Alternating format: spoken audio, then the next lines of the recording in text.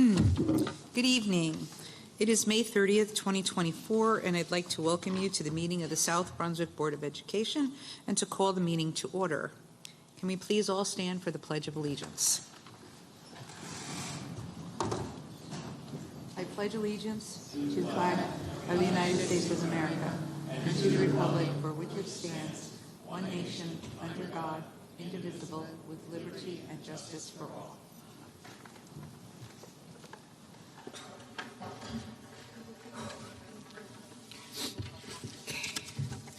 All right, I'm going to read the Statement of Advance Notice. The New Jersey Open Public Meeting Act, NJSA 10-4-6, also known as the Sunshine Law, was enacted to ensure the right of the public to have advance notice of and to attend the meetings of public bodies at which any business affecting their interest is discussed or acted upon. The primary purpose is for board members to discuss and vote on board business. In accordance with the provisions of this act, the board secretary has caused notice of this meeting 48 hours prior, including the date, time, and location, to be posted in the South Brunswick Public Library and the board office, filed with the township clerk, and communicated to the Home News Tribune and the Star Ledger. It is also posted on the district website. Mr. Porowski, may I have roll call, please? You sure can.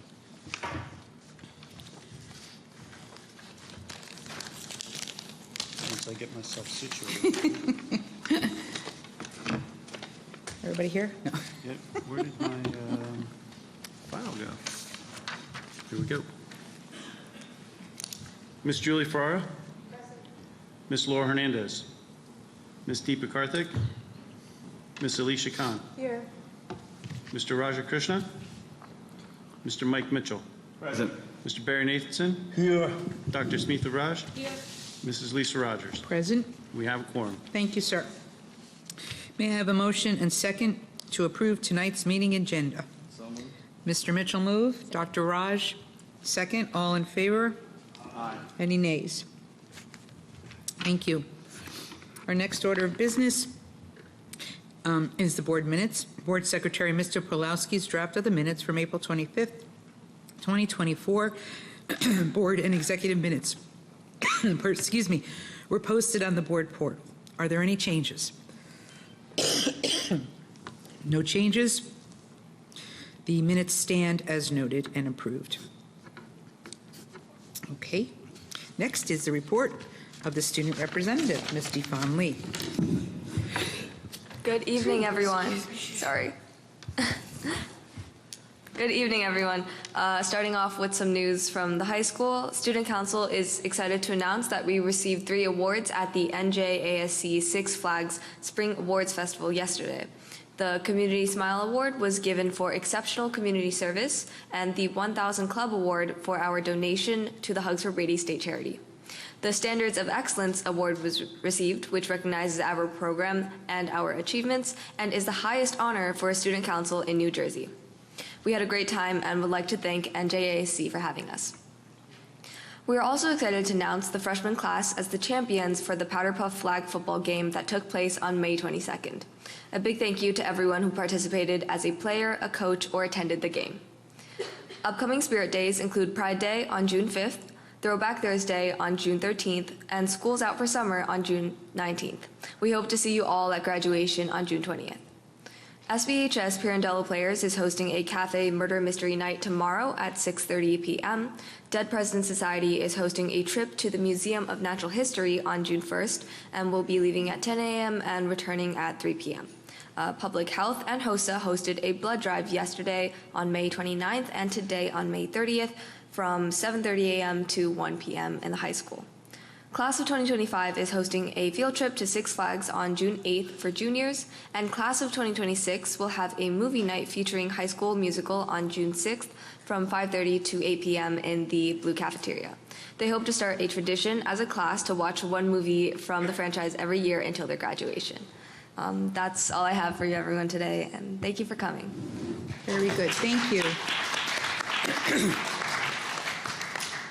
Next order of business is the report of the president. I only have 2 things for the board members. I believe that NJSBA convention, we've all been confirmed. Again, just to reiterate, if there's any changes or cancellations, please let Ms. Murphy know as soon as possible. And the last thing I want to do is just to say a thank you. The last 5 months have been a test of our endurance as we've engaged in battles with the legislators in Trenton over our funding cuts.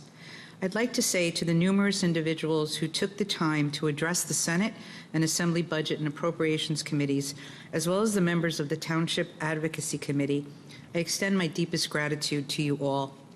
Your unwavering support and commitment have not gone unnoticed.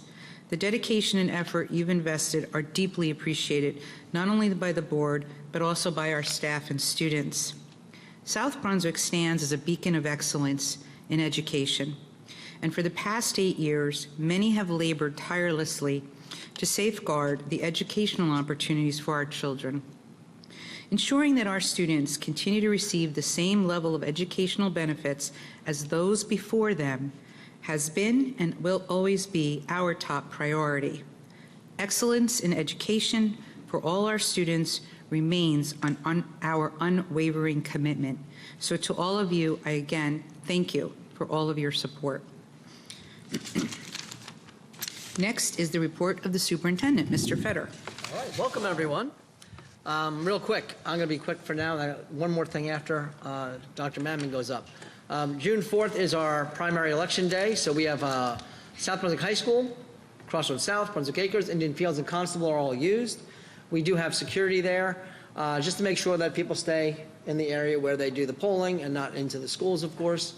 But it's usually very smooth. This town is wonderful. It goes very smoothly. And that's primary day, June 4th. All the schools are open that day, and it's primary day. I have to share some amazing news if you have not heard this, or the community has not heard this maybe. So we have a teacher in Crossroads South. Her name is Bess Lee. Now, Bess is a 7th and 8th grade social studies teacher at Crossroads. She just received, at Princeton University's commencement, the Princeton Prize for Distinguished Secondary School Teaching. She was up on the stage and received an award at Princeton University for incredible work she does. Anyone ever have Mrs. Lee? Maybe out there? Deserving, right? Yeah, I mean, incredible human, an amazing teacher. So we just want to say congratulations to Bess. She's fantastic.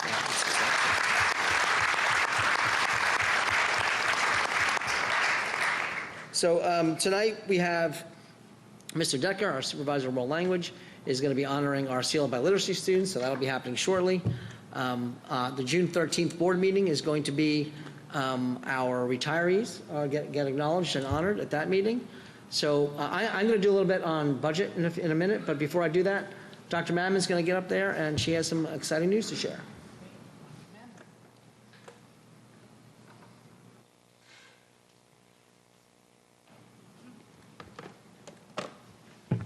Good evening. We are thrilled to announce that South Brunswick School District has received a joint legislative ceremonial resolution honoring our music education program by Senators Zawicka, Assemblyman Fryman, and Assemblywoman Droulis. This recognition comes on the heels of being acknowledged by the National Association of Music Merchants Foundation for our outstanding music instruction, which Mr. Fetter, I believe you shared at the last board meeting. These prestigious, this is what it looks like. I'm going to pass it around. It's really cool. State recognition. This recognition from both the New Jersey legislature and the NAM Foundation is a testament to the dedication of our talented music educators and the positive impact our program has on our students. Music education fosters creativity, collaboration, and critical thinking skills, all things that are essential for a well-rounded development. The district is renowned throughout the state for its exceptional music education program. What sets our program apart and merits this recognition is our district music staff. They work tirelessly to inspire, engage, and enlighten students, and South Brunswick is really lucky to have them. It is their work with our talented students that has fostered a long-standing tradition of excellence here in South Brunswick. As a community known for excellence in academics, athletics, and the arts, we extend our appreciation to our school community, all of you, our parents, our community, our colleagues, administration, the Board of Education, for their unwavering support of our music program. It is their collective encouragement and commitment to the arts that has enabled us to achieve such remarkable milestones. Really excited, and our music program really offers just impactful musical experiences for our students. And I, for one, am just really proud to be a part of the South Brunswick District. And on behalf of Rob Sears, he's not able to be here, he's our supervisor of the music program. We're just incredibly proud of this achievement and grateful for the continued support of our music program, so thank you.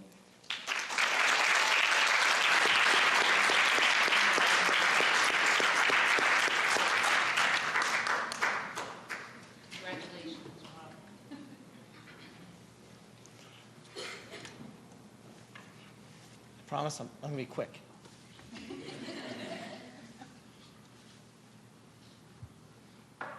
I'm not going to be quick if they don't put it up there. It'll take longer. Reg? All right, so tonight the board is going to have an opportunity to discuss the implementation of a recent bill that's gone into law. So the most important thing to people that are maybe not involved in the schools directly is what's the impact to me? What's going to happen to my taxes? It's a big deal. This bill gave boards of education in districts like South Brunswick the opportunity to go above the 2% cap. Very rare that we've had this opportunity, but this is a recent bill done actually by the same group of people that Dr. Mammon just mentioned. Senators Wicker, Assemblyman Fryman, Assemblywoman Drulis, along with many others who joined on, realizing the impact that a state funding formula has had on schools. So I'm going to just go quickly. I'm not going to redo all this. If anyone hasn't seen this before, this is the state aid impact and why it happens. So people don't know why it happened, but why it happened has nothing to do with the schools. It actually has nothing to do at all with school at all. Yet we lost a bunch of money because the town's value kept growing, exponentially actually. In 2018, that first cell all the way at the top left, we were worth $8.6 billion in town value. Now, 11.4. That rapid growth caused a formula to impact the way the state divvies up its money.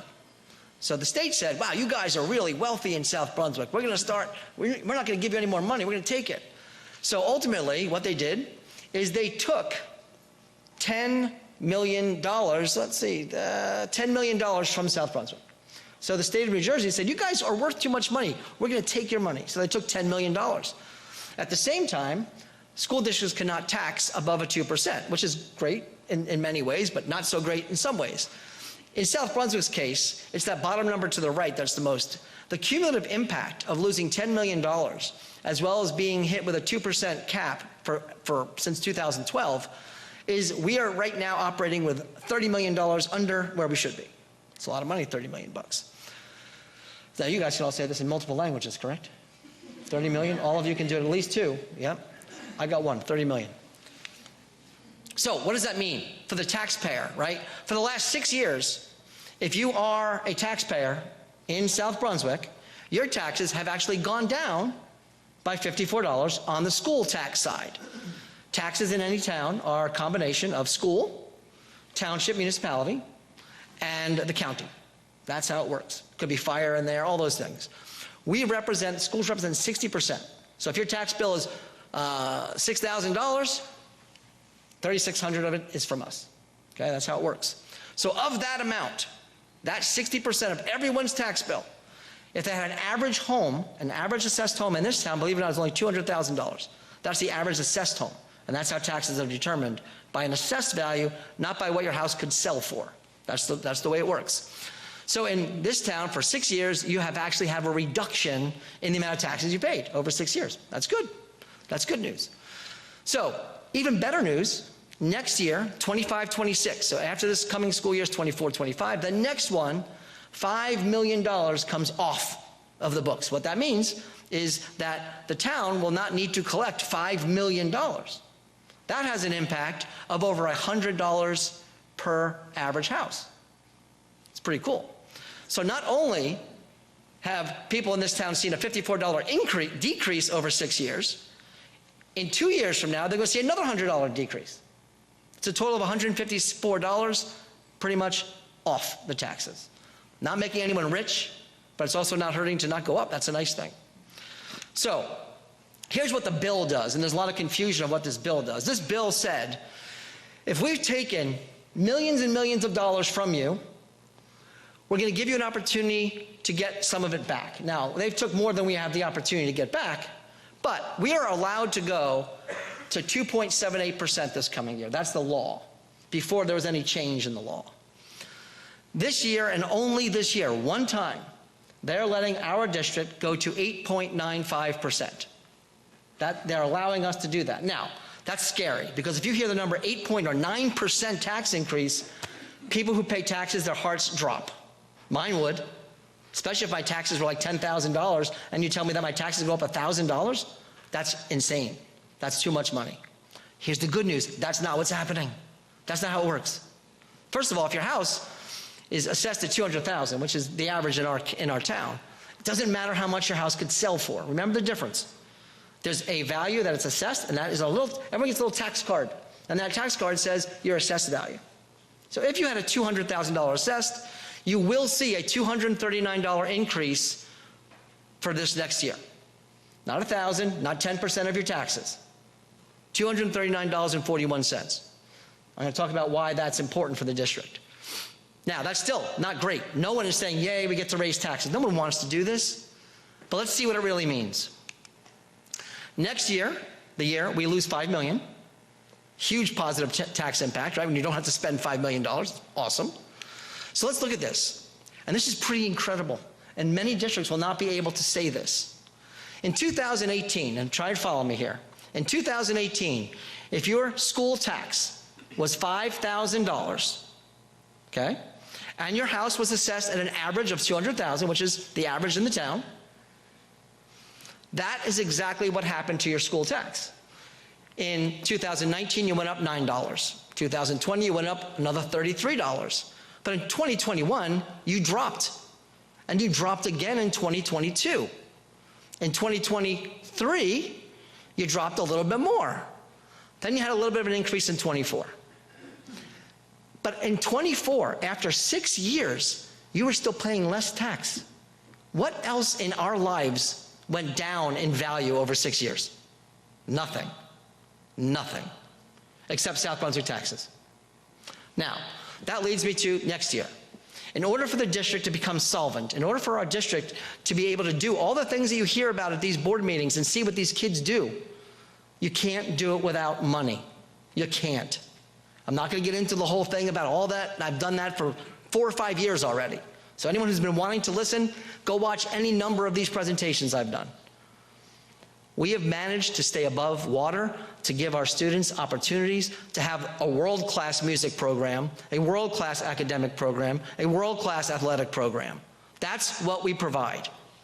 Now, to keep that going forward, if the board takes the recommendation of the superintendent, which is me, and I am recommending you take full advantage of this, I would not be doing this, board members, if that was a crazy number and we have been raising taxes every year. We'd have to find another way. But because of the way this formula has operated, because of the ratables in this town that have gone up in 7 figures in some years, well, 6 figures, 100 million, sorry, 100 million. It has allowed the tax base to stay flat and decrease on the school side. Next year, it will go up a little bit if you do this, by 241, but here's the beauty.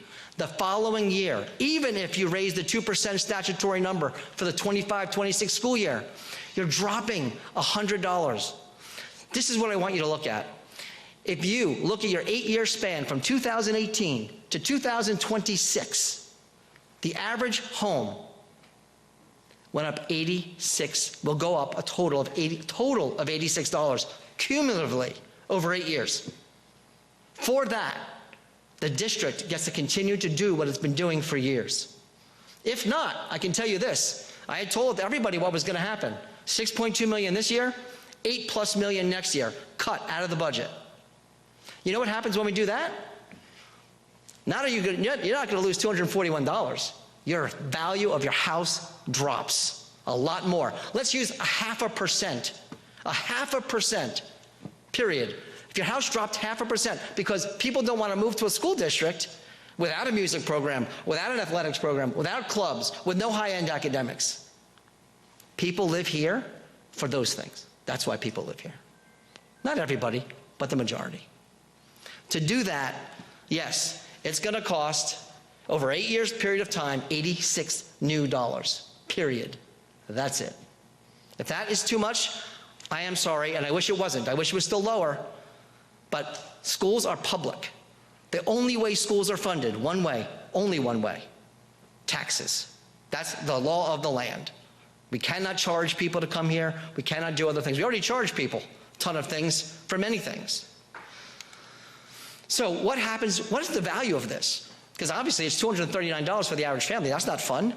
Even if it's only $86 over 8 years, it's still not fun. We'd rather be low. But in New Jersey, not every state may be exactly the same, but in New Jersey, your property values are directly linked to the quality of your school district. You might think it's not, but if you think of that and you say, well, it's also connected to how easy it is to get to the big cities. Well, it's true. It's true. And if you take your house and you put it in houses that are closer to New York City, along Route 1, you'll be paying a lot less for your house. And you know why? A lot less difference of a school system. That's why people drive further for the schools. That is New Jersey. It has never been different. It will never be different. You either pay for it or you don't. You pay for it one way or the other. You either have great schools for a very nominal amount of money, very nominal, or don't. That's the way it goes. Student programming is part of this. When you have good student program, you can do the academics, you can do the extracurriculars, you advance, you can support, you get kids ready for college and career. That's what you do. That's where the money goes. You can have staffing. If you don't have the staffing, you're going to have massive class sizes. You're not going to be able to do program implementation, and you're not going to be able to provide student supports. When you start having low SAT scores, which ours are like top 10, top 12 in the state, when you start to reduce that number, when people look for a house, they look. That's what people do when they have young families. They look for a house in a school system they can send their kid to. Facilities. You can not spend money on facilities, but that's going to be a problem if you think of your own house. If you have a leak in the roof, one little leak, you let it go. Eventually, it's not so little. It's going to grow and grow. You could have fixed it for a little bit of money. Now you're going to fix the whole roof. That's the way it goes. You got to maintain your buildings. You got to maintain your grounds. But this is a biggie, and Dave will talk more about this at the next meeting. District financial health. When you've been cut as much money as we've been cut over the last 6 years, the district is not in financial health. It is not. It'd be like in your own budget, barely able to afford your monthly, and praying you don't need a new car or your car doesn't need new tires because there's no money left. If that roof, you're just going to have water in your house. We're there. We are right on the verge of that. We have roofs right now that we are not fixing. Our operations committee has been told that. We have things we're not doing. We have not been doing. That's only going to get worse and cost more later. We need to do this. My opinion to the board, my recommendation, we need to do this. I'm thrilled that it's only a cumulative $86 over 8 years. I'm not thrilled that it's a decent or a bigger hit for 1 year. I'm very glad it drops $100 the next year, though. The future of any district depends. As I've shared, 8 million is the reduction cut next year. 8 million. That's the reduction cut. So if you don't do this, you will be cutting $8 million out of the budget next year. And that's all programming and staff, nothing else. That's what it comes down to. And all your facilities will continue to get worse and not maintained the way you want them. That's just the nature of the beast.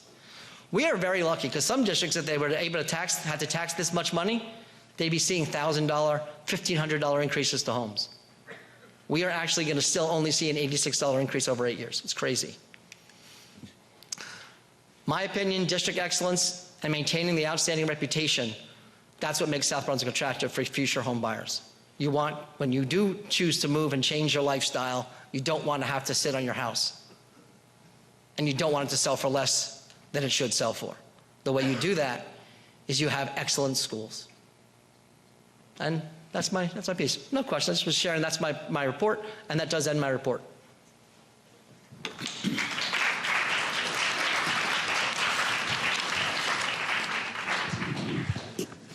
Thank you, Mr. Fetter, for your report.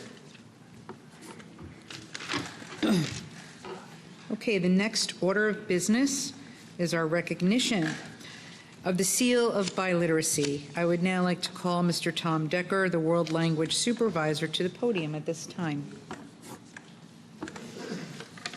Good evening and thank you. I'm here with the pleasure of introducing to you our students who have earned the Seal by Literacy this year in South Brunswick. The Seal by Literacy encourages students to study languages. It provides employers and universities with a method of identifying students with language and biliteracy skills. It affirms the value of diversity and honors the multiple cultures and languages of our community. This year, 36 seniors earned the New Jersey Seal by Literacy by demonstrating they are able to speak, read, listen, and write in 2 or more languages at a high proficiency level. And they know because they all took that test with me in the faculty dining room, and I watched them do it, and they did a great job. In addition to the test, they had to meet the high school graduation requirements. So I'm happy to say that the students with us this evening have accomplished this in one of the following languages: Spanish, French, Latin, Tamil, Hindi, Arabic, Chinese, and Mayarti. Each student will receive a certificate from the state. Ms. Rogers, would you like to join me at the podium to distribute the certificates?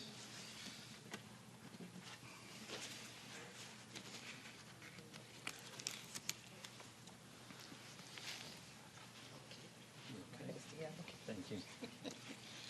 Students, I'm going to call you up now for your certificates.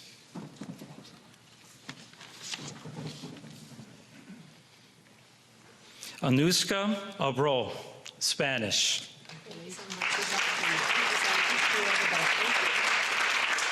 Akshara Avid, Spanish. Rosalinda Assad, Arabic. David Frederick, Latin.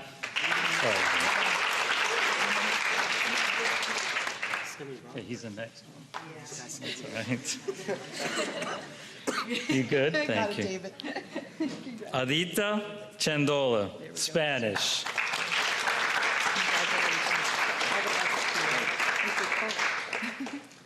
Saya Goswami, French.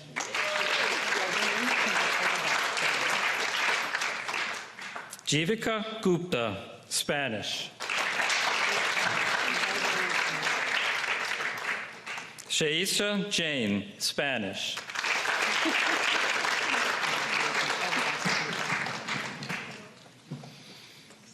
Sanvi Kunaseri, Spanish and Hindi.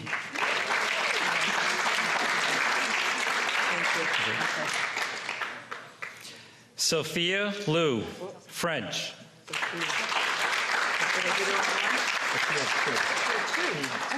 Two. Sorry. It should be set now. What? Okay, now Sophia. We good? Arib Mahmoud, Spanish. Thank you. Sorry. Gia Manjamir, French. Oh, yeah, right here. Simar Nair, French.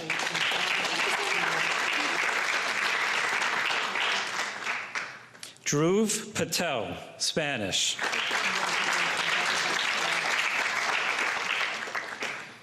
Anahita Peleg, Hindi.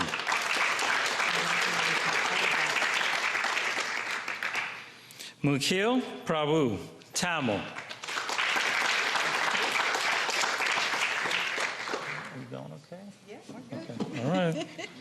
Sanjana Pruchimani, French.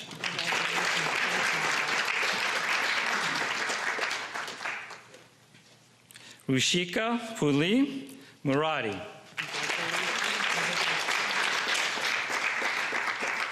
Menkha Raj, Latin.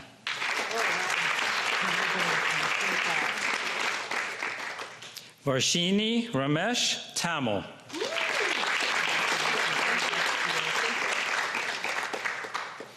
Pablo Ramirez Garcia, Spanish. Kevin Shi, Chinese.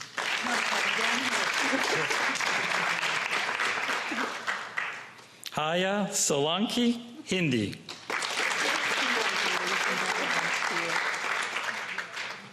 Jonathan Winfred, Latin.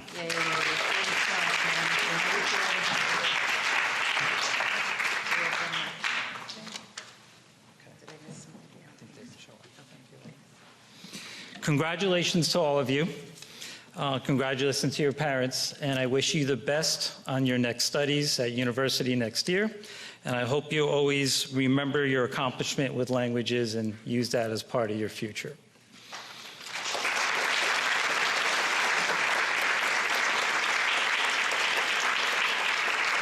So with that, I'll turn it back over to Ms. Rogers. Thank you. Again, on behalf of the Board of Education, congratulations to every single student for that accomplishment. And congratulations to every single parent and grandparent and aunt and uncle and cousin and all of you for helping support your children. It means everything to them to know that their parents and family are behind them. So congratulations to all of you.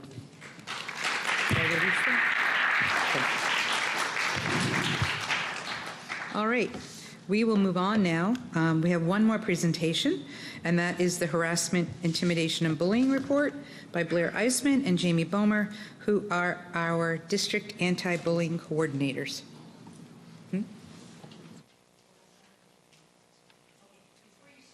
Sorry, I just wanted to make sure. So we're going to go back to you guys. We know that you have busy schedules, and we know you have homework, and I just saw a sigh of relief from someone. If you'd like to leave, you're more than welcome to, but you're more than welcome to stay as well. I leave it up to you and your families, but we'll take about a 5-minute moment, and if you'd like to leave, please do so.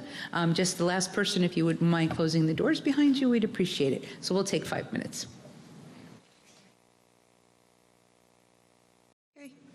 All right, I think we can get started. Okay. Thank you. Hello, I'm Jamie Bomer. I am Director of Special Projects, and I'm here with Blair Eisman, Director of Professional Development and Programs, and we are your anti-bullying coordinators. So twice a year we report out for our HIB data, and tonight I will be reviewing some data slides from reporting period 1, and Blair will be reviewing some HIB prevention measures for our district.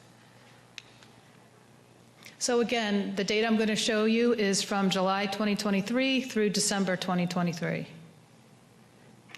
And here we go. There were 25 investigations, 8 of them were confirmed HIB, and then it's just separated by level. So it's all the elementary schools, the 2 middle schools, and then the high school. This is the same exact data, it just shows you when the investigations occurred in each month. So again, it's the same data. This slide also is the same data, but it shows you the 8 confirmed HIBs, and then it shows you which protected class each one fell into. And then these are HIB comparison slides. So we went back about 5 years. We went back the year before COVID, so you'll see 2019 up through 2023. And again, it's the same data. It's just the number of investigations versus the number of confirmed HIBs. So again, this is all the elementary schools. And then the 2 middle schools, the high school, and then your district HIB comparison for those years. Okay. So as always, the district works to be proactive and prevent HIB as much as possible. From the second students walk in the door that first day in September, every staff member is working to help build community, teach character education, social emotional skills. So we asked our counselors, who are also our anti-bullying specialists, to share some of the HIB prevention measures or initiatives that occurred during this first reporting period, July through December of 2023. So you could see from our school rules and expectations to code of conduct policy to use of the responsive classroom approach at the elementary and middle, which is the belief that the social and emotional well-being of a student is just as important as the academic. Behavior contracts, lessons with counselors, sharing of resources with parents, behavior committees. Our counselors follow a curriculum and do lessons on a variety of topics. Middle and high school do have sexual harassment lessons. We do acknowledge in New Jersey the Week of Respect and School Violence Awareness Week. Meetings with admin, counselors, child study team members to check in on certain groups of students.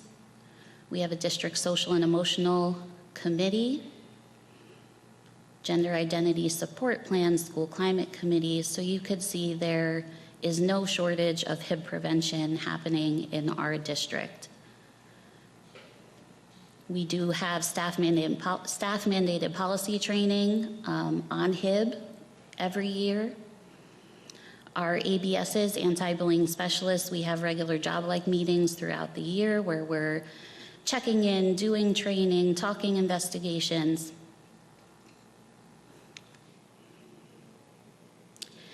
So those are just some of the prevention that has happened this year. I do also just want to share that at the end of April, we did have a parent academy around HIB, and that recording is available on the district website under Parent Academy. You could see the slides. The presentation was done by John Worthington from NJPSA, so the slides are there as well as the recording. He did a really great job of outlining the law and the differences between HIB and Code of Conduct. So if interested, please check that out. And we'll take any questions if you have them. Do any of the board members have any questions about the HIB report? I have a couple. Sure. Can you go back to the two graphs for a second? That one, that's a first start. So this is the reporting period number 1. Yep. Right, which is? July through December, because Right. we are currently in reporting period 2, Right. which ends June 30th. So have we seen, I've seen a decrease Yes. in the number of incidences, number of HIBs as well. In comparison to this graph, what do we see in terms of decreases in each of these particular categories? Are we seeing an increase in one versus the other, or we see a decrease in all? Have we noticed any shift in the protected class categories? I think it's pretty even. These are out of all the protected categories, usually the ones that we see. But as far as specific percentages over the years, we would have to get you that data. Yeah, I think it'd be helpful to understand where, if there's still a gap in a particular protected class, excuse me, I think that's important also to understand. And I think it'd be important to see that. It doesn't have to be I don't know how many years you had up there, but I know it was pre-COVID. And COVID had a lot to do with everything. And it's good to see that we've seen a decrease. But I think it's important to see where are we seeing an increase or decrease in the protected class. Absolutely. And what is the plan to address that? The other thing is you had mentioned the buddy classes. Can you give us a little bit more detail around the buddy classes, what it encapsulates, what do we do? So those are at the elementary schools. Usually an upper elementary class will be buddied or paired with a primary grade. So perhaps a kindergarten class is paired with a 4th grade, and they meet several times throughout the year. It ties with building community, forming relationships, And they usually get together and do some sort of maybe read aloud, a book around that's on an SEL topic. They might do a craft together, practice just socializing, communicating, and of course the older students are a role model for the younger ones, and it's definitely a feel-good for the younger ones to be able to interact with the older students. And how, do we do something similar to that in middle and high school? I know in high school you have the leadership, the peers, but what do we do in middle school? The middle school, I would have to check in on that. I'm not Okay. sure if they have something similar to buddy classes. Right. Or not at the middle. I know they have their different clubs and alliances, and they have a lot of opportunities there for the same type of community building. Okay. But I don't know that they have something similar to buddy classes. Okay, if maybe we can, on the next review, understand a little bit what we're doing at the middle school, and also how we compare nationally, percentage-wise, because I know obviously we're a big school district. There is no national because this is a New Jersey law. Oh, that's true, my apologies, you're right. Oh, so how we compare New Jersey? Thank you. There's no comparisons to, say, a district size? They're not producing the data that way. They're not producing, okay, all right, well, that's good to know, I didn't know that. And just to clarify, the HIB prevention that was on the slide was a mix of K-12, so it wasn't all Right. elementary. There were, lots of preventive measures that are happening K-12, not just elementary. Yeah, I think maybe just to better understand where we're seeing increase or decrease, if we are at all on the increase side, would be helpful. Okay. Thank you. Any other questions? Julie? Hi. Hi, Julie. I was just wondering if the state or if you as a group cross-reference suspensions to the amount of HIB that we have, or how do they affect each other? We as a group have not cross-referenced investigations to suspensions. Okay, thank you. Anybody else? No? Very good. Thank you so much You're very for your welcome. report. Thank you. Very appreciated. And thank you again, Mr. Decker, Ms. Eisman, and Ms. Bomer for your update. Okay, our next order of business is the board committee, I think, yep, board committee and liaison reports.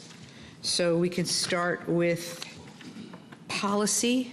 Do we have any update on policy? No updates at this time. Thank you, ma'am. The finance committee, I know met, but do we have an update on that?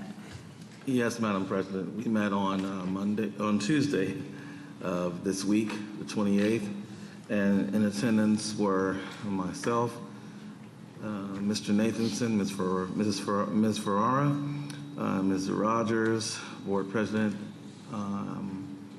Mr. Pulowski, SBA, Mr.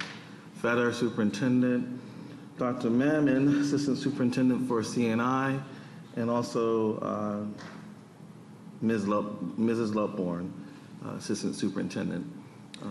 Topics that we went over, the bill 4161, the impact on staffing. We reviewed staffing members that are coming back next year due to additional funding, thankfully.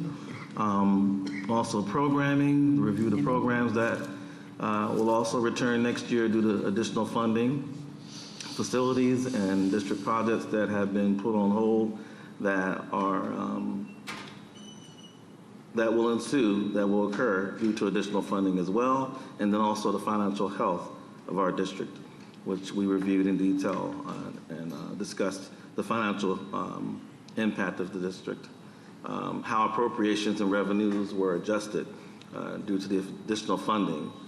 Also on tab was the second question, which Mr. Fetter has spoken about several times, which is a remaining item. We review revolves around township, the use of facilities, and then finally tax impact, review of the local impact, which Scott just went over, shared the 8-year tax impact on the average assessed home in the township. And that concludes my report. Very good. Any questions for Finance Committee? No? All right. Operations Shared Services Committee, update? We did meet, but I won't have the report until next meeting. Very good. And the Education Committee? No update, right? Yeah, so no update from Education Committee at this point. Thank you. Any liaison reports that anybody would like to report on school liaison? Mr. Nathanson? Just one thing, the New Jersey School Board Association Legislative Committee will meet in person for the first time in a while on Saturday morning, and we're going to be live at the school board's office. Great. I'll wait for a moment. Okay. Any other liaison? Dr. Raj? On 23rd May, Cambridge School had their first spring concert, and keeping with this year's theme of We All Belong, students presented songs from around the world. It was very impressive to see them sing in languages that I had not actually realized were actual languages like Congolese and Mandarin and Spanish, and also a few in English. It was very impressive and awe-inspiring to hear them sing so well in so many different languages. So congratulations to Team Cambridge, and kudos to students, teachers, parents, and everybody involved. Great, thank you. Any other liaison reports? Yes. Yes. Go ahead, Dr. I was going to call you Dr. Mitchell. Okay. Mr. Mitchell. I've been promoted.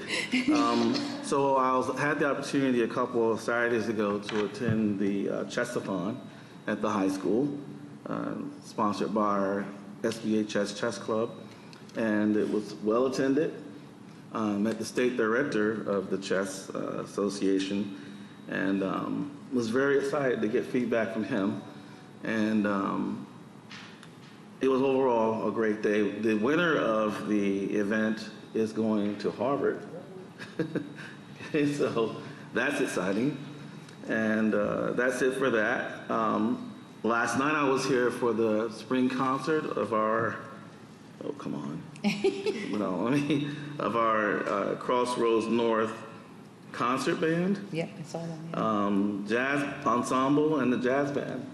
And they did a wonderful job as always. As said earlier, we have one of the best in the state, if not the country, right here in South Brunswick. Yep.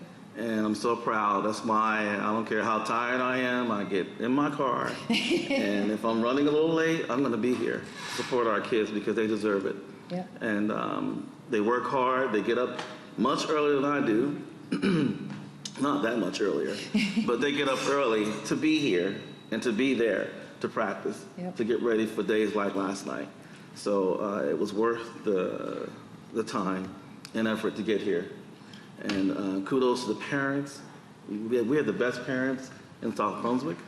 We really do, in the state of New Jersey. We really do. And I'm so appreciative of each and every one that makes sure their child is where they're supposed to be each and every time. So I also want to give a quick report. I sent something out to the board earlier concerning the NJSBA Delegate Assembly I attended a few days ago. And I want to report briefly just on the resolutions. There were 14 resolutions that went through and 4 failed. So I'll just briefly report on those. And then I sent you the email so you can read the rest and the logic behind it. So Resolution 4, which is special education tuition costs. I'm trying to go fast. That was sponsored by the Plainfield Board of Education, and it was proposed replacement policy language to NJSBA's Manual of Positions and Policies on Education, file code number 6171.4, special education, tuition costs, providing that NJSBA believes that there should be a 2% cap placed on the annual tuition increase imposed on the school districts by approved public and private schools that charge tuition to educate students. Additionally, Plainfield sought to remove the following language from the same file code number 6171.4.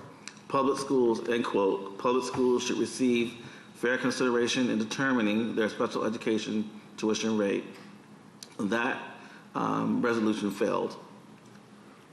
Okay, the next resolution 6, really quick. It's the consideration of resolutions.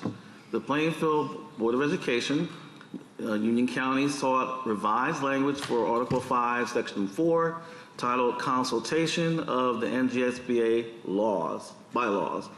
The board proposed language that would provide for an interim process by which districts proposing resolutions deemed unclear or improper formed by NGSBA support staff or the resolution subcommittee could revise those resolutions prior to the members of the delegate assembly deliberation and vote of any proposed resolutions during an annual or regular meeting. That resolution failed. Resolution 8, payment in lieu of taxes. The Toms River Board of Education of Ocean County proposed revised language for the NGSBA's Manual of Positions and Policies on Education, File Code 3220, indicating that all real estate developments utilizing payment in lieu of taxes programs should be included in any statewide equalized valuation calculation that impacts a local education agency's share of state education aid and determines local fair share. And that resolution also failed. And understand that this particular resolution was in debate for a good 20 minutes. So it finally failed. And then last but not least, before I turn it back over to you, resolution number 12, state aid. Toms River Board of Education once again sought to add additional language to NGSBA's Manual of Positions and Policies on Education, File Code 3220, regarding the amount of state aid a school district receives.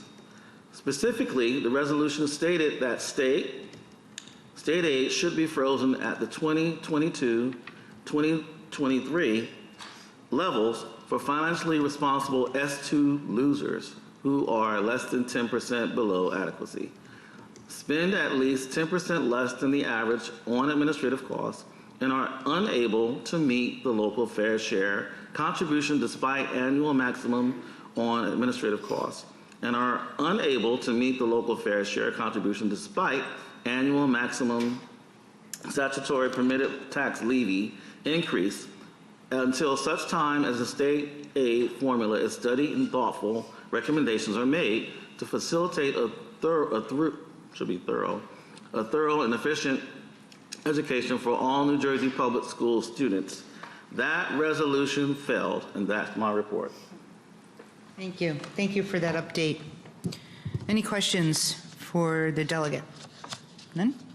Very good. Thank you again for your updates. Okay, moving on is public comments on agenda items only. The Board of Education recognizes the value of public comment on educational issues and the importance of allowing members of the public to express themselves on school matters of community interest. Complete copies of Policy 0167, which govern this portion of the meeting, are available to the public online or by contacting the board office. To permit the fair and orderly expression of comments, we ask that participants be recognized by the presiding officer and preface comments by announcing his or her name, your place of residence, and your group affiliation, if appropriate, and by completing the sign-in sheet. Please print legibly, or we may be unable to document your name for the permanent record. Each statement made by a participant shall be limited to 3 minutes. No participant may speak more than once on the same topic. Mr. Pulowski will indicate when you have 15 seconds remaining. All statements shall be directed to the presiding officer. No participant may address or question board members. No discussion between a participant and respondent shall extend the 3-minute time limit. Please note that a presiding officer may interrupt, warn, or terminate a participant's statement when the statement is too lengthy, personally directed, abusive, obscene, or irrelevant. Request any individual to leave the meeting when the person does not observe decorum. Call for a recess or an adjournment, or waive these rules when business for the protection of privacy or the efficient administration of the board's business. It is our plan to listen to each member of the public. Once all questions and comments from all members of the public are made, the Board of Education may respond or respond via email in the most timely and efficient manner available. All questions and comments made will be noted. Again, the first public comment is for consent agenda items. There will be a second opportunity for the public to comment on any matter. Mr. Pulaski, has anyone pre-registered for first public comments? I have a registration, but I'm not sure if it's for the first or second. So I have Ken White. I don't know if he's here. Mr. Ken White? You want first or second? It's on the agenda. It's on the agenda, so. Yes, you can come on down. comment on this one. It's on the agenda. Thank you, sir. Again, please state your name, your place of residence. Please sign in. Thank you.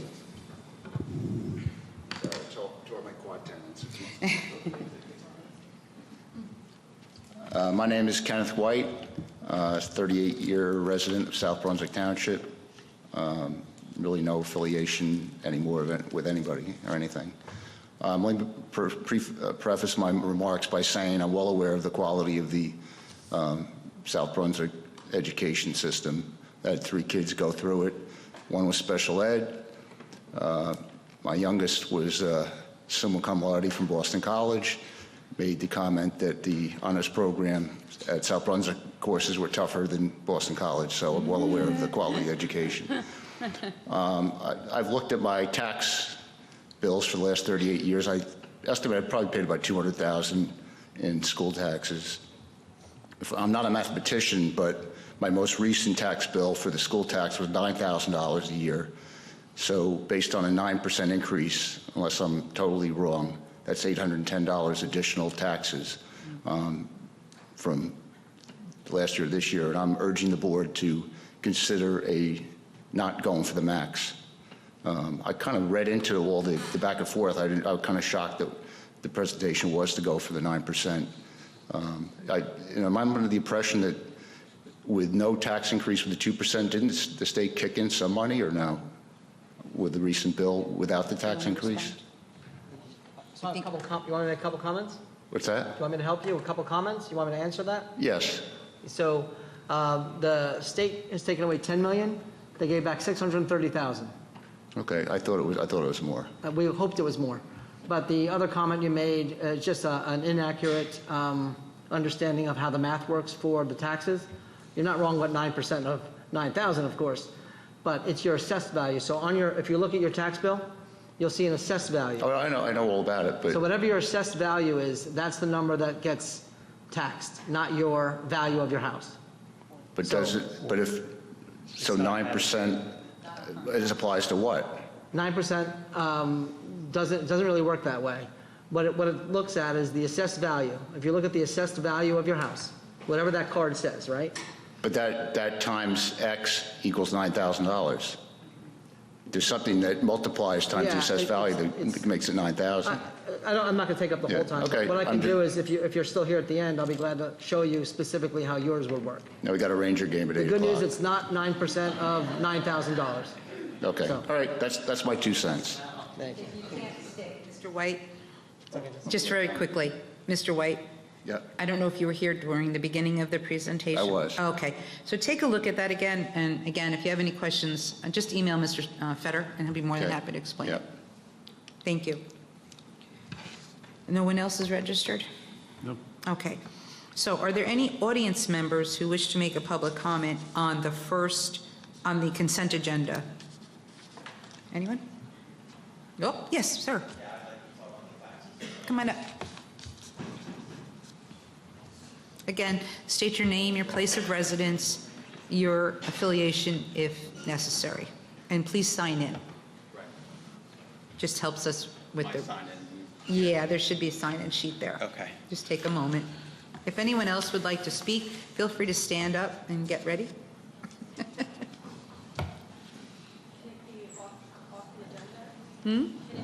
Off the agenda will No, be... just the agenda. The second public question will be anything you want to talk about. Okay. Hi, my name's Mike Haverdansky. I live on Taylor Road. I've lived there for 27 years, I want to say. And same question, right? So, I do a quick back of the envelope, and my tax increase would be a little under $700 based on 8.5%. I mean, I see what you're saying about the $86, but 6 of the 8 years you referenced are prior, so that money's already been spent, right? Well, My savings has already been spent. Yeah. But basically, so South Brunswick, to me, South Brunswick's not an overly rich town. There are a lot of people who live paycheck to paycheck, and there's a lot of people who scrimp and save and work multiple jobs to live in this town specifically because the education is so good.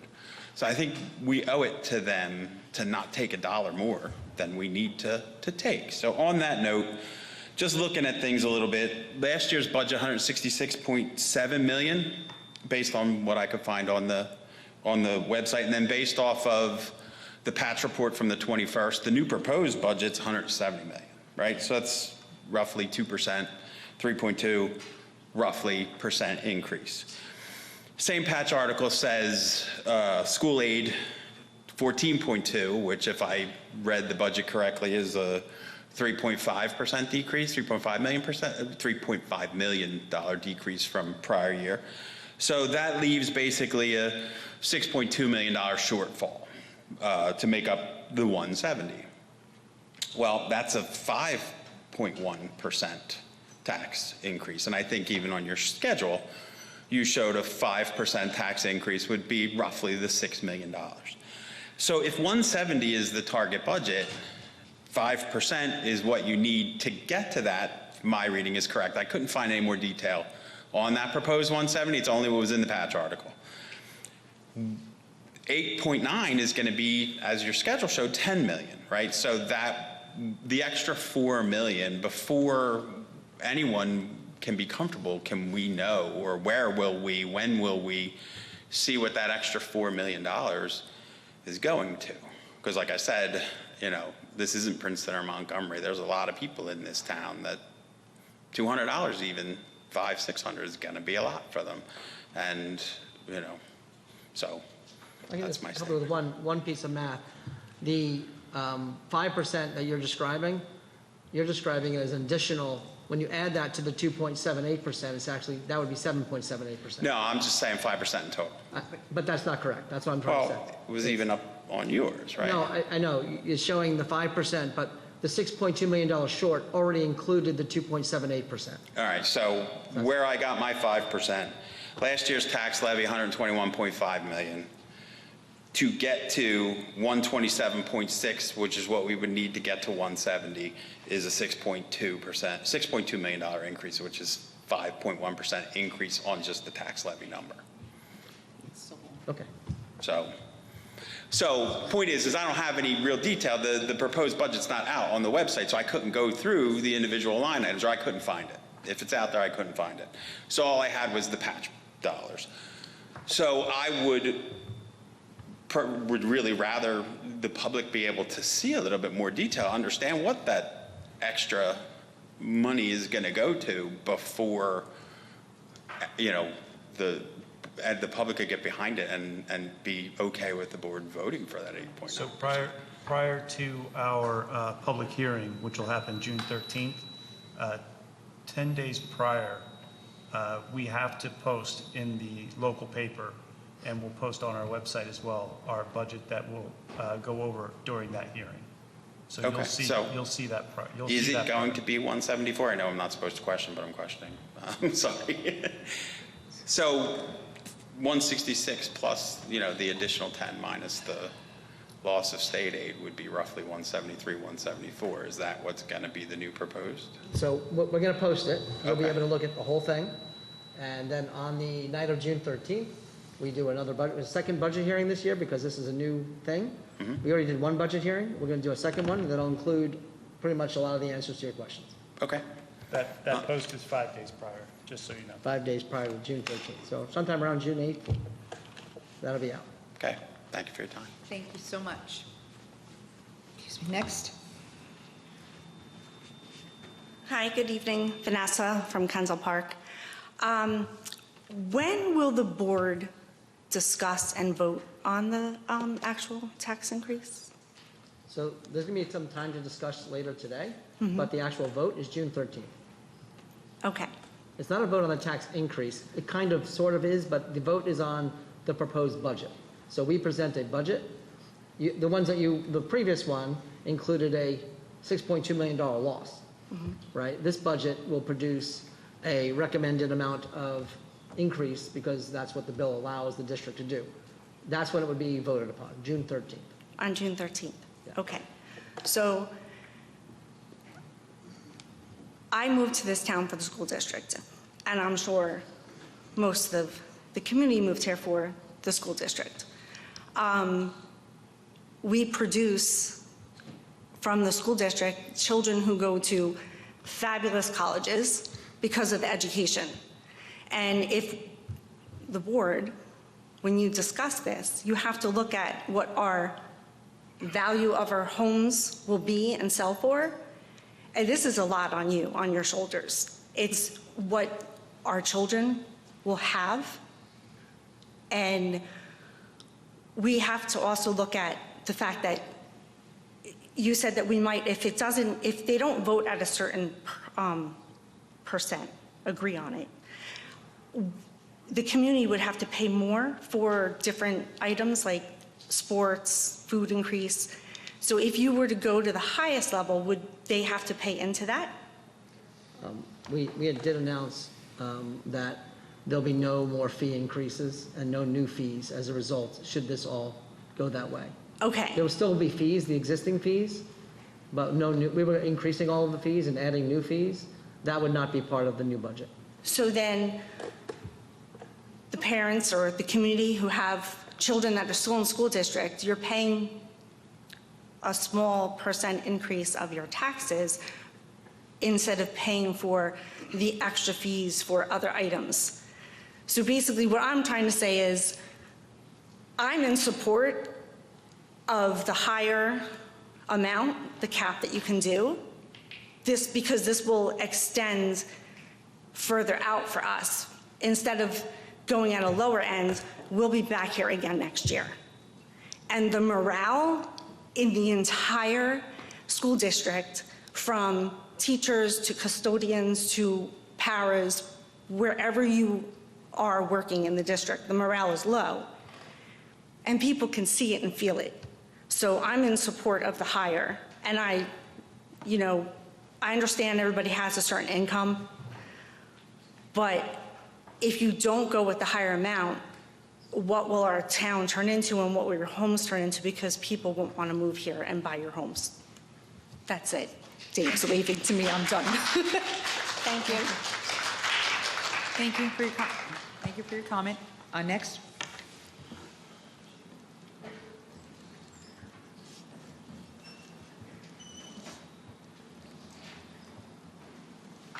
Thank you. David Saccone. I live in Deans Pond Crossing. One of the topics that I thought was really interesting was around the bullying.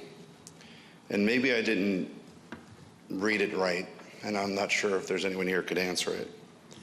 One of the areas that when I looked at it, it says confirmed HIB by protected class.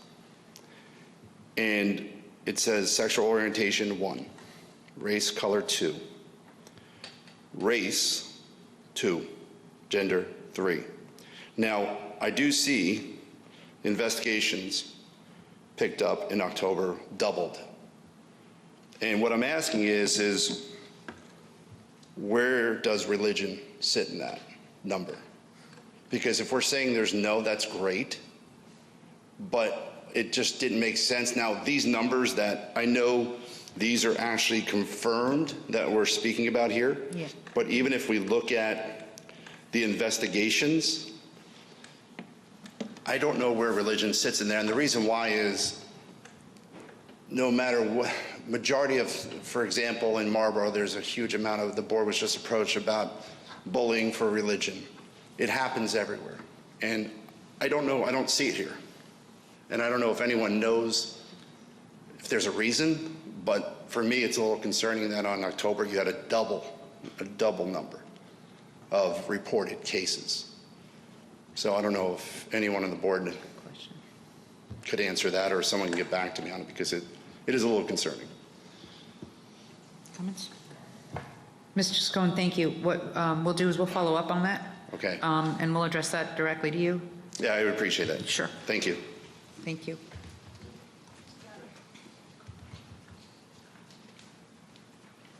Next. Hi, I'm Birendra. I'm a resident of South Brunswick for the last 13 years. Can you just sign in also? Yep. Thank you. Sorry. And I'm here representing a group of students from South Brunswick. I myself have 2 kids going through the school district, and they have a few comments in terms of some of the school sports curriculum that they would like to be part of. So I just bring them on, and they could present their thoughts. Yep. Okay. Hold 1 second. Just let me know. I don't understand what that is. So we're going to make an exception Yeah. for, because we got to get them to sleep eventually. So normally this would be something that happens in the second public comment. Understood. However, they They're look kids. ready. Yep. So They're really ready, got which it. is kind of making me nervous. But yeah, go ahead. And then after this, it's Is it homework. 3 minutes per, is it 3 minutes per speaker or 3 minutes per the group? Like 5 minutes for the group. All right, 5 minutes. 5 minutes for the group. That's 30 minutes. 30 minutes. You got, no, we can't be here for 30 minutes. I got you. Your timer started 5 minutes ago. My bad. Okay. Hi, my name is Shakti. I'm from South Brunswick High School, and all of us here, we wanted to talk about our passion for cricket. So we all really love playing, and it's something that we all enjoy doing so much. It kind of brings like life out of us. It shows us like something that we should enjoy doing, and we love doing it so much. And it brings up like us together, team bonding. It makes us like play for not really a team, but more of like a whole like group of people connecting together and not as one singular person. It helps a lot with those kind of team bonding, but also understanding each other and also growing at a better social way of talking to people. And I also recently got to play representing New Jersey in regionals. I played in Maryland, and we won all of our games. And I would like it if they could also continue talking about their passion for the game. Thank you for your comments. Hi, my name is Vihan Naikade. I'm from Crossroads South Middle School. I'm here to talk about the history of cricket here. So cricket, in fact, the first international match was played here against Canada in 1844. And I find it surprising that cricket hasn't been implemented into our school system. Here, we've also had 2 kids from our school district go to the Under-19 Cricket World Cup in South Africa and play. So that is a very big deal here, and I firmly believe that we should implement cricket in our school districts so other kids can enjoy and finally learn this sport, which is overshadowed by many other American sports like baseball, football, even soccer. They're doing All right, hello everybody. My name is Vivan Bansode. I'm a freshman at South Brunswick High School. So me personally, I started playing cricket when I was about 5 years old, and I think it's developed me a lot as a person, physically and mentally. Maybe 3 or 4 years back, I used to struggle a lot with my own confidence, but I think after I started touching the cricket ball and the cricket bat, I think my confidence levels have soared, and I think because of that, it's helped me perform better under pressure, and that's also helped me perform better in the classroom. And also, cricket's kind of been a getaway sport for me from stress or anything. If I don't like how how my life's going right now, if I have I know finals are about to happen and stuff, and it's a lot of stress. And I think when I play cricket, it's I forget about everything. I'm just focused on one thing. And I think if it's helped me this much, I think it can definitely help my other peers also perform well and just do good.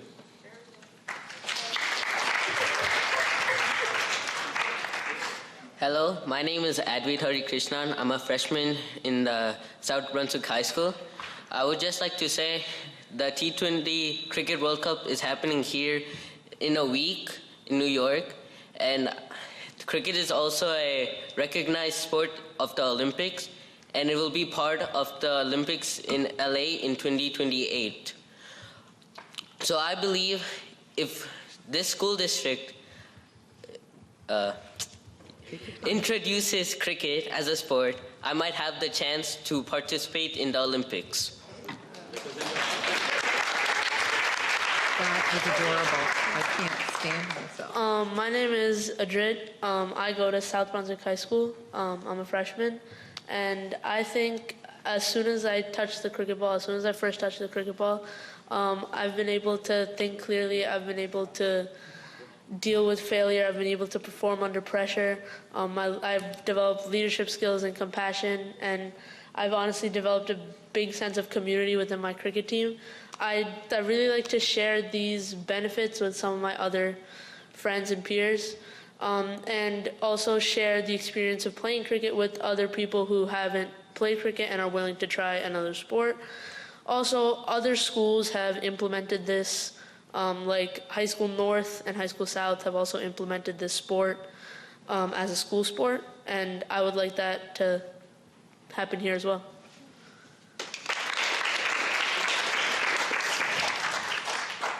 Good evening, everybody. My name is Kevin Jojen. I am a freshman in South Brunswick High School. Cricket is a game that helped me grow as a person. It helped me communicate better with my friends, and it made me more confident as a person, like everyone said.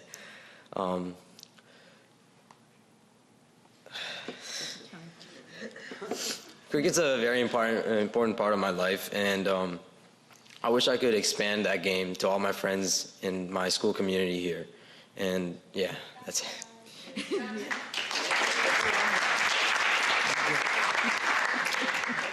Good evening. My name is Ahan Bardwaj, and I represent Crossroads South Middle School. And I would like to make a statement about cricket. So, I play cricket over the weekends, and I play for 2 different teams. And I would highly recommend you come watch our games, and you will see, once we hold a bat or a ball, you will see our energy, dedication, and determination on the field.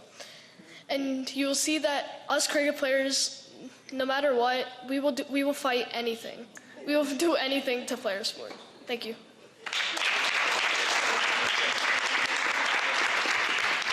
Hi guys, my name is Parth Tiwari, and I play for Cricket Academy, and I'm also in South Brunswick High School. Cricket is a very big thing in my life. It changed me as a person. It gave me a sense of pride. It gave me something to work for. It gave me a lot of things. And cricket's a great sport, and you should implement it into your curriculum.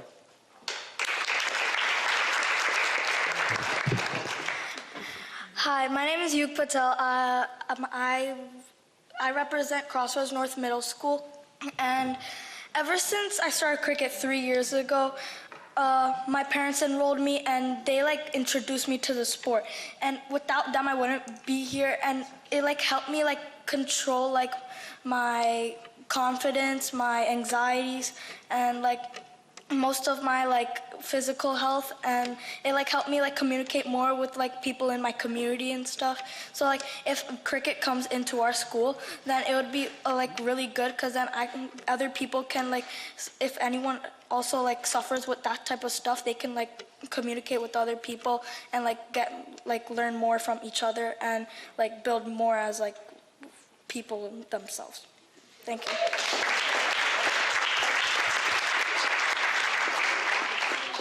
Hi. I wish I could say I was in 7th grade, but I'm not. So thank you, members of the board, for giving them and us the opportunity to talk. My name is Vishal Patel. I live in Doylestown, Pennsylvania, but my wife will say I spend more time in South Brunswick, New Jersey than at home, which is true. I've been coaching some of these boys and girls for the last 3 to 4 years, and I have seen them grow leaps and bounds, just not from educational point of view, just playing the sport, gaining confidence, gaining that community. Cricket, it puts you in different role every single day, and how you overcome that, how you face that challenge, how you problem solve on your feet every time you're faced in a unique situation is what that sport teaches them. And I consider myself an educator just like you guys. I'm a coach, and I feel it's a lot of responsibility. And I've seen how playing this sport has helped all of them, just not in cricket, but their parents can say in a lot of different ways, socially, in education. And as they said, some of the kids from this school district have represented the country this year. So it would be great to see a lot of these kids play the sport for the school that they go to. And a lot of time, the challenge is, a lot of their kids, the parents say that because it is not recognized in school, they have to give up and they have to choose between an activity that is recognized in school and something, a sport that they dearly love, and they come to a stage in middle school or high school, and that's when they see that's when we see the biggest dropout. So it would be amazing if the sport can be introduced in this school district. And if you need any help, I mean, we have started this program a while back. I have been coaching for the past 10, 12 years now. If you need any help, we'll be here to get this sport started. And please come watch them compete any of the weekends. I mean, you might have seen some of the grounds. They are right very close to you. And what is this sport? What is this funny looking people doing up there, right? So please come and watch. Please encourage them. I mean, and please consider their request. Thank you so much.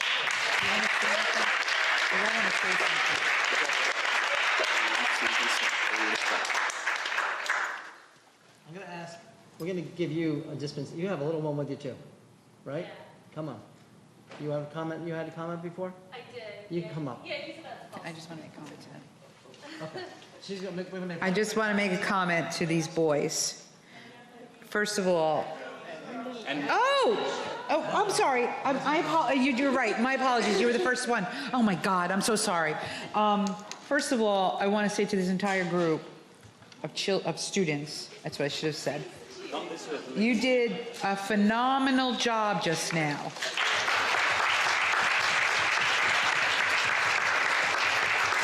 It is not easy to step up to that podium and talk about something that you're passionate about and that you're asking anyone, it doesn't matter if it's a school district, the state, the federal government, for something. It's not easy.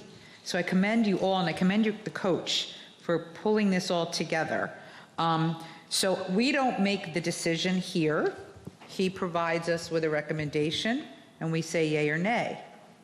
If it's a yay, I want to ask you if you promise, one, to teach us, I don't know how to play cricket, and that we'll play against you if it happens. But you have to remember one thing. When you're presenting and you want somebody to do something, you got to take a page out of your chess club buddies. You need to end with that tagline called "Equity begins with me." So we want something that's equitable, then that's something that we will look at. So again, I commend you all for stepping up, and to the parents, they spoke beautifully. So you should, every single one, be proud of your children. Thank you.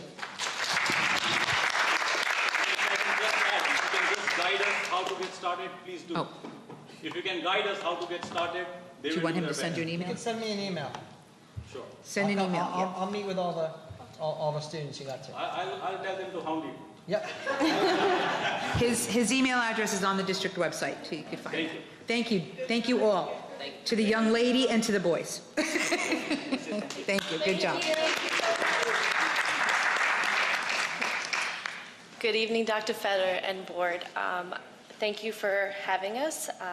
My name is Jennifer Kogan. I'm a speech-language pathologist in a special needs district, but first of all, my first job is a mother in South Brunswick. We survived our first year of kindergarten. That was fun. And he also went to your preschool program, and he was a guinea pig in your expansion program. So thank you for letting us be a part of that.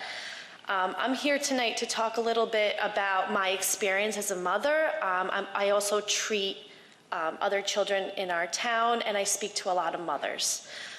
There's a commonality, and I know mothers really wanted me to speak up and be a voice for them in regards to bullying on the buses.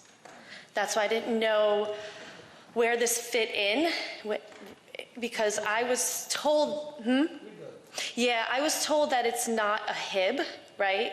Unless it's one of those categories, and I understand that. I'm actually finishing my administration program, so I'm very well versed in HIB. However, when a 10-year-old intimidates and physically hurts a 5-year-old on a bus, it's very scary, especially when you're first going out into kindergarten and it's your first bus ride, right?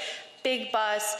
So I don't really know how you guys structure it. And I know there's a lot of budget cuts and there's a lot of things going on. This is probably the least of your concerns, but for us mothers, it's a very high concern because it's always pushed under the rug.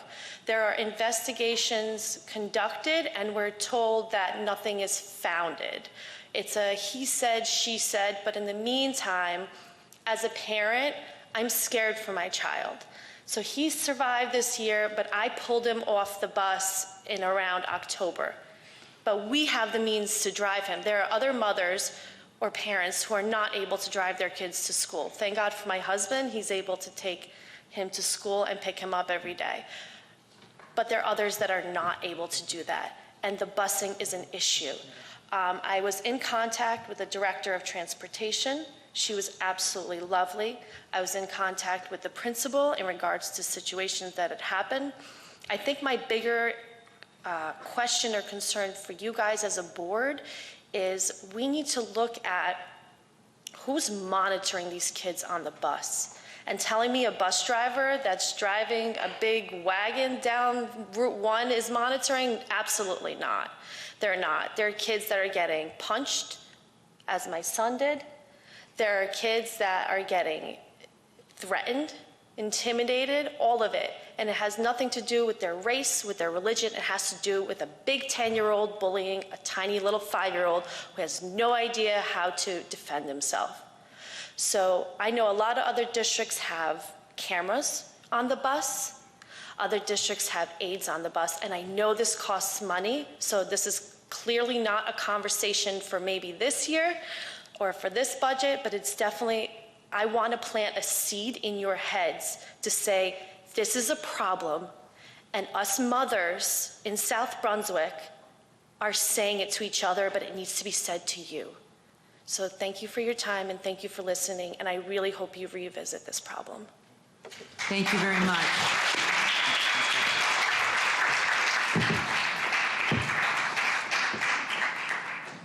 My name is Prasad Dandekar, and I'm from Kendall Park. I'm just piggyback on the kids what they presented, and one of the biggest point they forgot to mention in this is cricket is known as a gentleman's game all across the world. So this means a lot of these coaches, including my wife who is also a coach, they spend a lot of time make gentlemen and great women out of these players. They teach them how to accept a failure.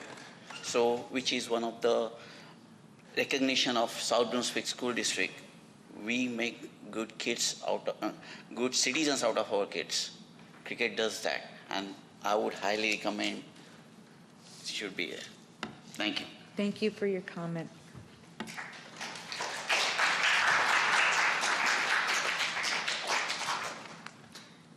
I just have to say, we kind of went off script a little bit. So this first public comment was really about anything on the consent agenda. So if that's part of that, that's fine, but there'll be time for the second public comment. So up to you. Come on up. Is there anyone else after? Okay. Okay. The kids just threw us off. Blame them.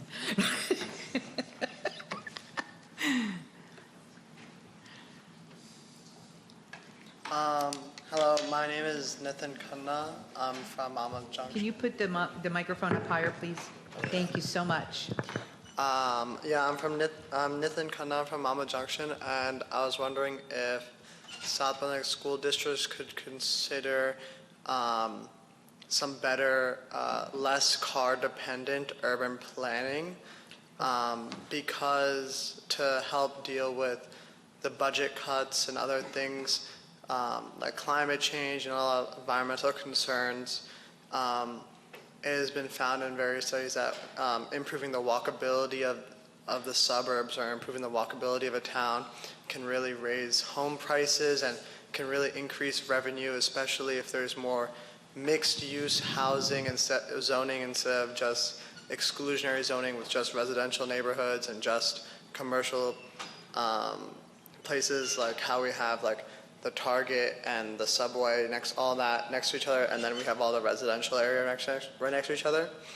If the commercial buildings were with the residential areas, then those could increase revenue for the district in a myriad of ways of property taxes and other tax revenues that those businesses will have to pay.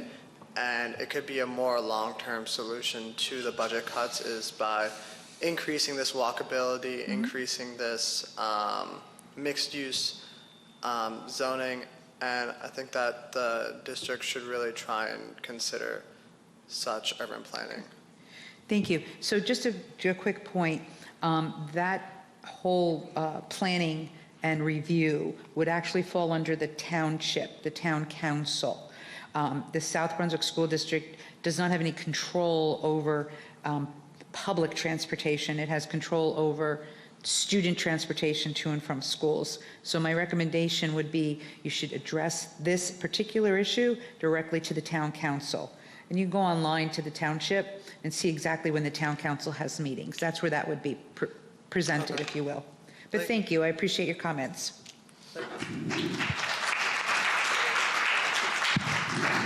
Are there any other comments for the first public comments?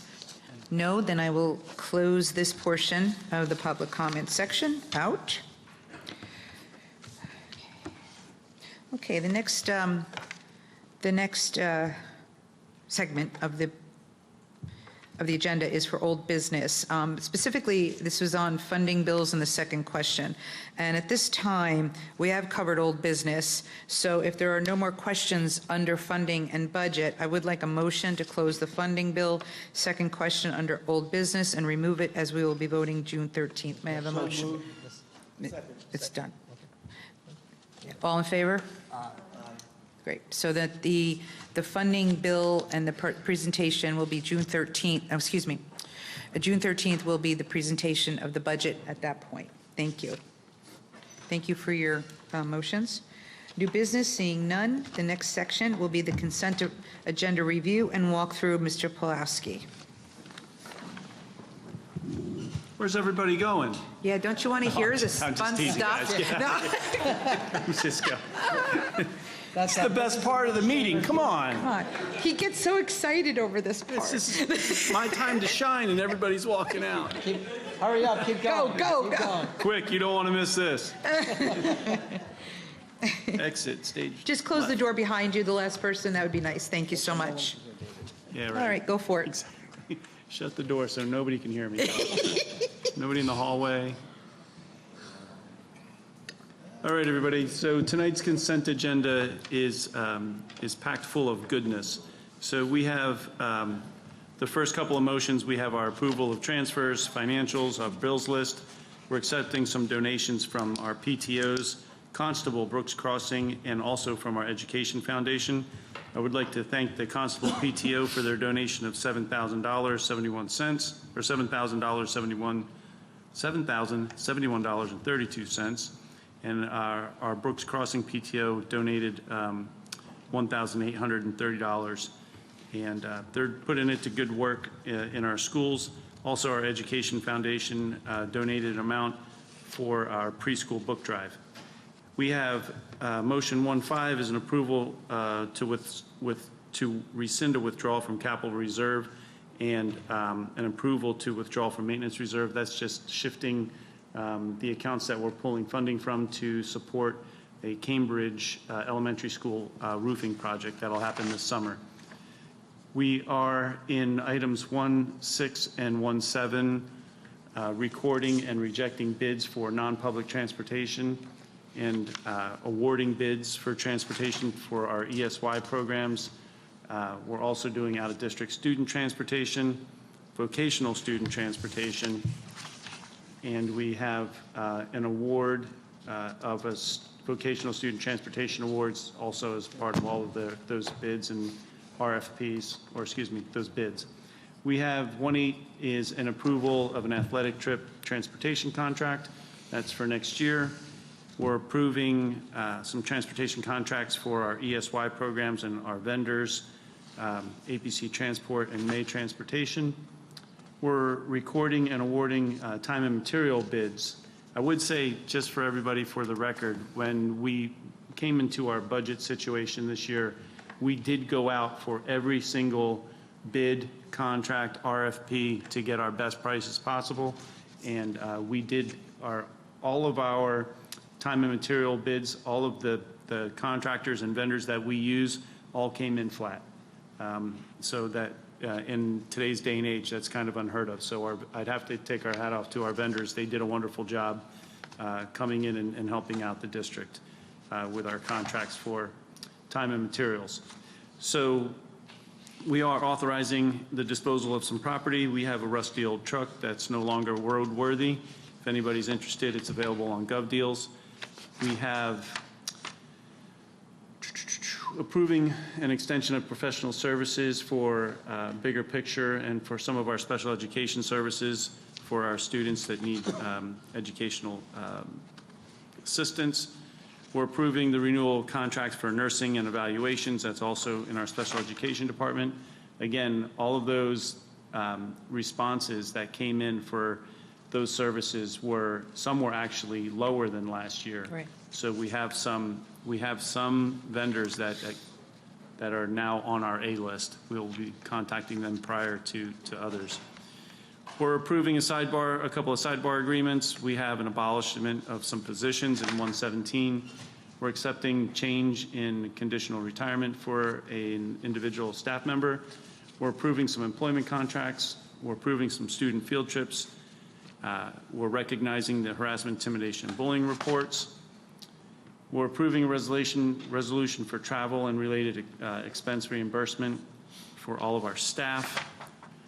We have an award contract that I want to talk a little bit about in 1.23. Our operations committee met a couple times the past, excuse me? You can do it after the motion to discuss. Let them all discuss. Oh, okay. We'll do a motion to discuss. So 1.23 awards a contract to Mascios Food Service. We'll do a discussion motion on that after I'm finished with the review. We're going to accept some student tuition. We're approving an out-of-district placement and approving a motion for our budget transfers. Last year, we built our budget on some transfers that were necessary from other accounts in our revenue and our fund balance, and this motion 126 approves those budget transfers to support the current year budget. We're accepting some students in for the school year for pre-K, and then you have your personnel, and that's our consent agenda. So I would like somebody to make a motion. Yeah. Or Automatic motion. it's an automatic motion. Right, So automatic make a motion to discuss 1.23. No, just a motion for the consent agenda, a second, and then. Oh, you ask wanted, for oh, okay, I discussion. thought you were going to have a discussion. A motion to move consent agenda, Mr. Nathanson, Ms. Farrar, second, all in favor? Oh, no, I'm sorry, I have to do a roll call, sorry, that's my fault, sorry. Okay, first we have to do the discussion, yeah. So, and before we do the roll call, so we have a motion and a second. So now a discussion on the consent agenda. Mr. Polowski. Okay, so our operations committee met a couple times this past week, and past couple weeks, and we did an RFP this year due to our budget situation to look for and put out on the street our food services. Chartwell's is our current food service provider. They've been with the district for almost 30 years.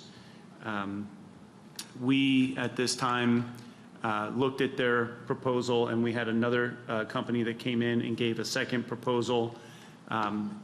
It was time, I felt, along with the committee, to move in a different direction with the food service based on the quality of the food, based on some things that happened during the actual process, and just the presentations that were provided to the committee.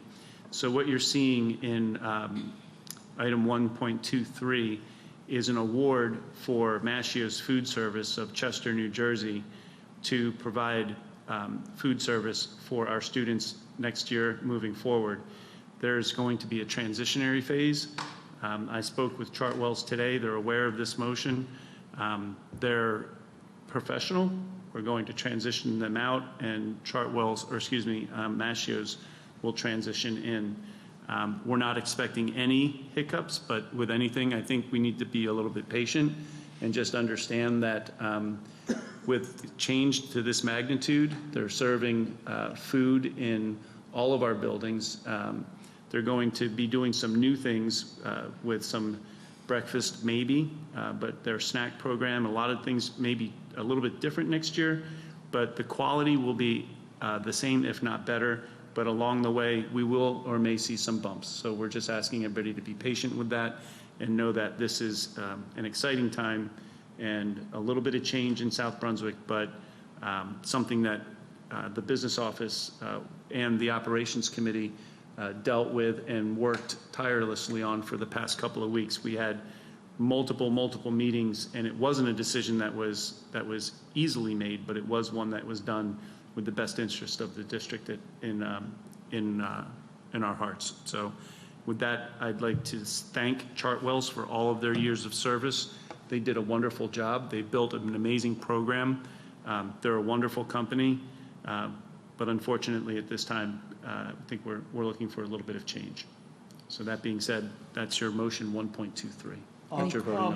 Any questions? No, it's Sorry, moved. It's open for discussion. We already moved it. I just want to open it up. Is there any questions that the board, other than the committee that was there, has? Hold, please. Oh, I just want to make sure. Okay. Any questions? Dr. Raj? I have a comment. Actually, there's a large vegetarian population in the district, and I would hope that there is more vegetarian options that Mashios will introduce. I did check the website for Edison, I believe, the one that I got earlier in the morning. They seem to have vegetarian options, but I hope they continue to do the same here in South Brunswick. Absolutely. They acknowledge that during their presentation as well. Oh, okay. Okay, thank you for that comment. Mr. Mitchell did. Anyone down here? Ms. Karthik? I think part of my question was asked by Dr. Raj. Closer, please. Closer? You want me to go? Okay. So part of the question was asked by Dr. Raj, but the other part I had is, do we get to, did the committee, I assume, has seen the menu that they want to? We had food samples, yes. You did, and you left the rest of us out of those food samples, huh? Yes. Next time you got to get on that committee. How does that happen? Like, these guys get to get the food samples and we don't get anything. Huh? When there's committee assignments next year, you just want to get on the right one. That's not going to happen. Okay, so next year we still need the food samples then. Yes. Lisa, let's make a note of that. But, okay, so my question was, will we get to see, so when do we get to see their offered menu for, for the district? They'll put menus together over the summer, and let me tell you, if the board would like a tasting, we can arrange that. Mashios is one of those companies. They actually said during their presentation that they would love to provide some food for our board meetings, or a board meeting if everybody would like a sample. None of you can come. June 13th, we might be able to work something I have out. made a recommendation for pizza, hamburgers, and beef rolls. It's not on the menu. They don't have any of that. All right. Yeah. So we could Dave, I arrange think that. we should take them up on that Sure. offer. Okay. Just, Dave, question for you. Can we provide to the board at least the implementation schedule so that they all see how this would move forward? Can we get that online? Once I The one that they showed us, Yeah.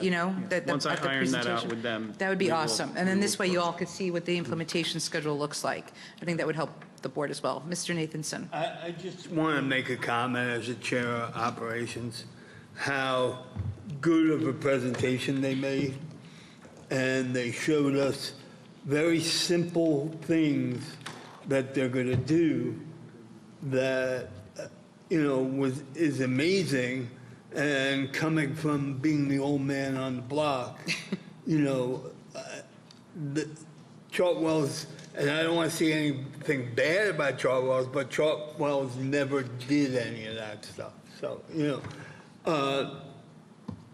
I think, like David said, it's the right time for this move. And if I had the samples here, I would have brought it, but that night I didn't have dinner before I came to the committee, and I was full by the time I went. It was really good. Just saying. It was very good.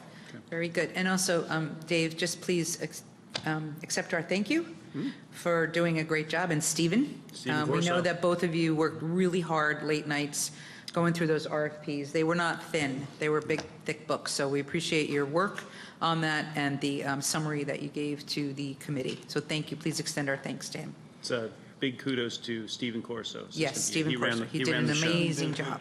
Yep. Any other questions before we move on? No? Okay, so we will take roll call, Mr. Pawlowski, to approve the consent agenda for today. Sorry. Gotcha. Ms. Julie Ferrara? Accept. Ms. Laura Hernandez? Absent. Ms. Deepa Karthik? Ms. Alicia Khan? Yes. Mr. Raja Krishna? Yes. Mr. Mike Mitchell? Yes. Mr. Barry Nathanson? Yes. Dr. Smitha Raj? Yes. Mrs. Lisa Rogers? Yes. Motion carries. Motion carries. Thank you, sir. Next agenda item is public comment. This is the second opportunity for the public to comment on any matter. You are reminded of the previous statement made regarding public comment rules of policy 0167. Again, at the podium, state your name, spell your name, and announce your place of residence and/or your group affiliation. Complete the signage sheet, and again, you are limited to 3 minutes. Mr. Pawlowski, do we have any members of the public that have pre-registered? I think everybody spoke. Very good. Anyone in the But if audience? anybody's, yeah. Yes. Oh, Ms. Resnick. Oh, excuse me. Yes, I do. Yes, I know her. You're not supposed to know who she is. I know. It's hard when you know the person. Hello, Chris Resnick, Kendall Park. Could you come closer to the mic? Yeah. Really? My mouth's not big enough. We all know that the ethics case for Mrs. Megda was supposed to be heard on May 21st, and it was postponed. And so I was wondering if we could get a status on it.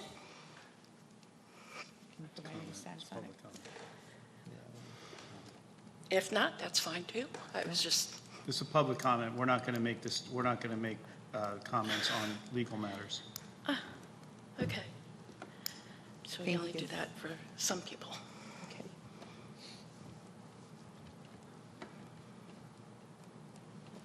Okay. Thank you. Next.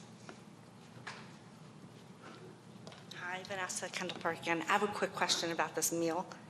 Will this affect the actual school bucks? No. Okay, thank you. Good question. No, same. Thank you. Anyone else? Public comments? No? Then I will close this portion of the meeting for the Oh, I'm so sorry. I was putting my head down. Go ahead. Sorry.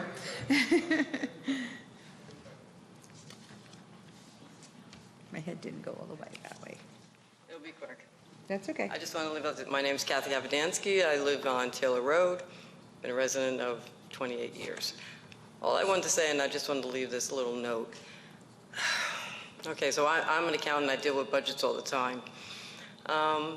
So based on what I know, you were saying that in order to have excellence, you need a $170 million budget. I'm listening to everything that you have here tonight. Awards, except, teachers getting awards at Princeton. Obviously, you're doing the right thing. The thing that I'm having a problem with, and I know you said you're going to explain it, you said you needed $170 million to continue this excellence. But now you say, well, we have this extra money, but we should take it. I don't follow it that way, because you're just saying, we need this money right now. This is the money you need. It's 5%, I believe, that we're saying that we need the increase in the taxes. But it just seems like we're grabbing this extra money and say, okay, we'll figure out what we're going to do with it. But in the meantime, it's causing the residents of the town more money. I'm a believer in this is your budget. You're true to it. You've been saying it all along that this is what you needed. And now you got the money. But now you say, no, I want more money. So, and then someone's going, we're going to be back here next year. All right, so let's wait for the next year and see where we're at with the decrease that you're talking about with the $5 million. And okay, let's see where we're at. And then we'll reevaluate and see what we need. I'm a person like that. We take it one step at a time, not saying, okay, we got this money right now, let's just grab it. It's a one-chance deal. We are talking about the residents here. We are talking about increasing in taxes. And I know, Mr. Federer, and I do respect what you're saying, it's not $86 for me. To take the tax amount, what that gentleman was saying about I think he said $9,000, he's taking the $9,000 from his tax bill, which is the school portion of the tax. He's doing a fast calculation, and he's coming up with his number. For me, it's $700. It's not $85. You present something like that, which I'm not saying whatever, and you're saying the valuation of the houses in South Brunswick is about $200,000. I am taking what my tax portion is. Mine is about $245. My tax would be $700. What I'm saying is I don't mind paying extra tax for excellence in the school. My kids went. One of my kids went out of district. I believe in the town. I believe in this. But just tax us the amount of money to get to the part where you've already developed a budget and saying this is what we need to continue our excellence. Not saying, okay, this is what we need to continue excellence and, well, we can get this extra money, let's do it, and let's just see. I'm just leaving it like that. You have a budget. You were upset that you couldn't reach it. You were getting rid of teachers. You were saying we had to cut this stuff, but now you got it. So just charge us what you need, not extra for something that you can't even tell us now what you need it for. That's all I wanted to say. Thank you. Comment? No. Thank you for your comments. You're welcome. Anyone else? Okay, I will close this portion of the public comments. Okay. So just 2 points before we adjourn to executive session. The Education Foundation is having their bike-a-thon on Sunday, so if anybody wants to join, please do so. Our next scheduled Board of Ed meeting is set for June 13th, where we will discuss the points that were just mentioned. If you would like to attend, that would be great. And now we will be moving into executive session. Please remain seated until I am finished. Be it resolved that the Board of Education of the Township of South Brunswick hereby moves into an executive session in accordance with the Sunshine Law, Chapter 231 of the Public Laws of 1975, NJSA 10-4-6 through 10-4-21 to discuss the following: student matters. Be it further resolved that the discussion conducted in executive session can be disclosed to the public at any time as the matters have been resolved. Formal action may be taken at any meeting. May I have a motion and a second to adjourn to executive session? Motion, Mr. Mitchell. Second, Dr. Raj. All in favor? Any nays? Thank you, and good night, South Brunswick.